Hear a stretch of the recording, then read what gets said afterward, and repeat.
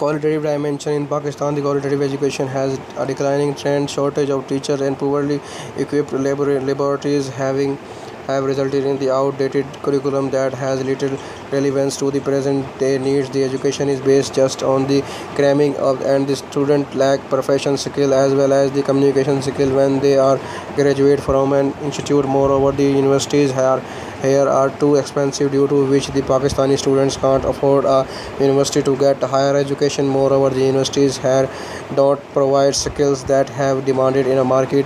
Achievements. Some of the famous alumni of Pakistan are as follows. Abdul Salam was Pakistani theoretical physicist and Nobel laureate in the physics for his work on the electroweak and unification of the electromagnetic and the weak forces. Salam, Sheldon Glashow and Steven Weinberg shared the 1979 Nobel Prize for this work. Salam holds the distinction of being the first Pakistani to receive the Nobel Prize in any field. Salam heavily contributed to the rise of Pakistani physics to the physics community in the world. Ayub Qayyum Ayub Omia was a Pakistani neurosurgeon who heavily contributed to his field. Our 150 research papers have been attributed to him. He also invented the Omia reservoir medical procedure. It is a system of delivering a medical drugs for treatment of the patient with brain tumors. Mehbul Mehbul Haq was a Pakistani economist who, along with the Indian economist Amartya Sen, developed the Human Development Index, the modern international standard for measuring and rating human development. Ataur Rahman is a Pakistani scientist known for his work in the field of the natural product chemistry. He has over 1052 research paper, books and patents attributed to him. He was elected as a fellow of the Royal Society in 2006 and won the UNESCO Science Prize in 1999. Arfa Abdul Karim Randhawa was a Pakistani student and computer prodigy who is 2004 at the age of 9 becomes the youngest Microsoft certified professional, and she had her name in Guinness Book of World Records. She kept the title until 2008. Arfa represented Pakistan on various international forums including the TechEd Developers Conference. She also received the President Award for Pride of Performance in 2005. A science park in Lahore and the Arfa Software Technology Park was named after her. She was invited by the Bill Gates to visit Microsoft headquarters in the United States.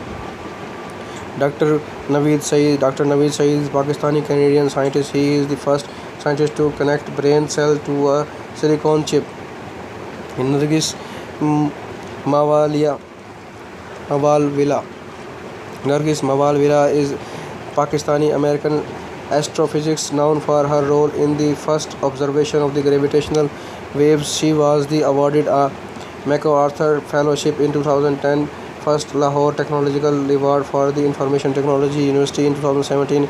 Mawalwila is best known for her work on the detection of gravitational waves in the Laser Interferometer Gravitational Observer project. Muhammad Irfan Maqsood is a Pakistani researcher and the entrepreneur, well known in Pakistani, Iran and Turkey for his work in the Pakistan Info and Karafar Insho Genius Cell and iMac Press. He is known for his work in the field of the entrepreneurship and the biotechnology. He holds PhD in cell and molecular biology and holding 2 MSc and MA.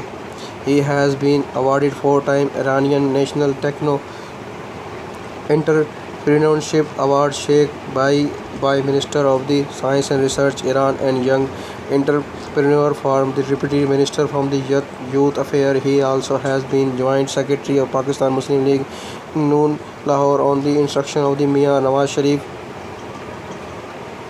Education expenditure as percentage of GDP.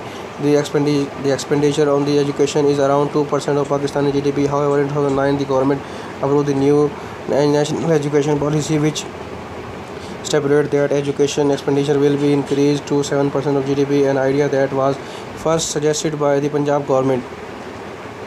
The author of an article, The History of Education Spending into Pakistan since 1972, argues that this policy target raises a fundamental question: what extraordinary things are going to happen would would enable Pakistan to achieve within the 6 years what is has been unable to lay a hand on the past 6 decades. The policy document is blank on this question and does not discuss any assumption that from the basis of the target calculation of authors shows that during the past 37 years, the highest public expenditure on education was 2.80% of GDP in 1987 to 1988. Public expenditure on education as a percentage of GDP was actually reduced in 16 years and maintained in 5 years between 1972 1973 2008-09. Thus, out of total 37 years since 1972, public expenditure on education as a percentage of GDP either decreased or remained stagnant for 21 years. The author argued if linear trend were maintained since 1972, Pakistan could have touched a 4% of GDP well before 2015. However, it is unlikely to happen because the level of spending have had remained significantly unpredictable and unsteady in the past. Given this disappointment trajectory, increasing public expenditure on education to 7% of GDP would be nothing less than a miracle, but it is not going to be going godly nature. Instead of the, it is going to be one of the political nature because it has to be invented by those who are at the helm of affairs. The author suggested that the little success can be made unless Pakistan adopted an unconventional approach to the education. This is to say, education sector should be treated as a special sector for immunizing budgetary allocation for its from the fiscal stress and political and economic instabilities. Allocation for education should not be affected by the squeezed fiscal space or a surge in military expenditure on debates.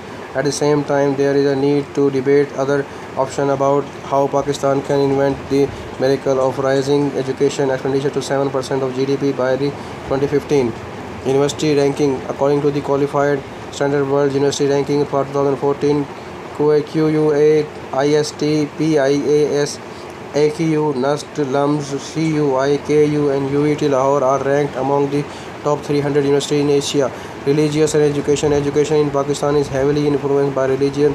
For instance, one study of the Pakistani science teachers showed that many rejected evolution based on religious grounds. However, most of the Pakistani teachers who responded to the study, 14 out of 18, either accepted or considered the possibilities of the evolution of living organism.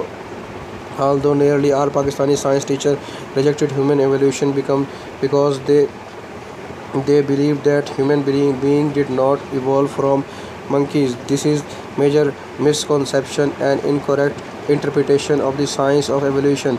But according to the study, in a common one among many Pakistani teachers, although many of teachers rejected the evolution of humans, all agreed that there is no contradiction between science and Islam in general.